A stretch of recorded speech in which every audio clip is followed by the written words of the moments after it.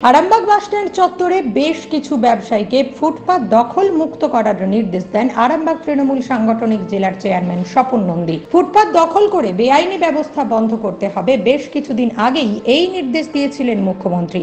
এই নির্দেশের পর থেকেই শুরু হয়েছিল উচ্ছেদ প্রক্রিয়া। পরে মুখ্যমন্ত্রীর নির্দেশে হকার পুনর্বাসনের প্রস্তুতিতে ব্যস্ত হয়ে পড়ে আরামবাগ। এরপর পুনরায় এদিন ফুটপাত থেকে সরে যাওয়ার নির্দেশ দেন তৃণমূল সাংগঠনিক জেলার চেয়ারম্যান স্বপন নন্দী। তিনি ব্যবসায়ীদের কাছে গিয়ে হাত জোর করে অনুরোধ করেন ফুটপাত দখল মুক্ত করতে।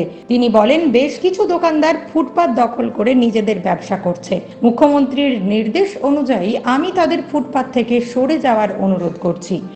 বিষয়টা হচ্ছে যে আপনারা জানেন যে আমাদের মাননীয় মুখ্যমন্ত্রী মমতা বন্দ্যোপাধ্যায় তিনি নির্দেশ দিয়েছেন যে এই যে হকাররা যেভাবে ব্যবসা করছে ফুটপাতের উপরেই, তো আপনারা দেখবেন যে রাস্তার উপর গ্যাস সিলিন্ডার, রাস্তার উপর কড়াতে বিভিন্ন রকম ওরা কেউ মাছ মাংস থেকে আরম্ভ করে বিভিন্ন রান্না করছে, তার রাস্তার উপরে নোংরা জল রেখেছে, রাস্তার উপরেতে যত রকম ফুটপাতের উপর যত রকম অন্যায় অত্যাচার করছে। আমরা ওদের অনুরোধ করে গেলাম যে আপনাদের ফুটপাতের উপর এইভাবে আগুন জ্বালিয়ে, গ্যাসের আগুন জ্বালিয়ে করা যাবে না, আর ফুটপাত দখল করা যাবে না, এইটাই অনুরোধ করে গেলাম আর কি।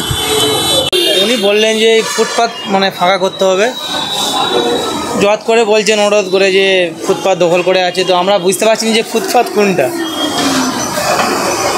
তো বলে গেছেন নিশ্চয় সরিয়ে নেবো, সেভাবে আমরা একটু খালি করে দেবো, চেষ্টা করব। গ্যাস সিলিন্ডার তো সব রেস্টুরেন্টে ব্যবহার হচ্ছে। নিউজ আজ বাংলা, আরামবাগ। নিঃসন্তান হওয়ার কারণ স্বামী বা স্ত্রী যে কেউ হতে পারেন।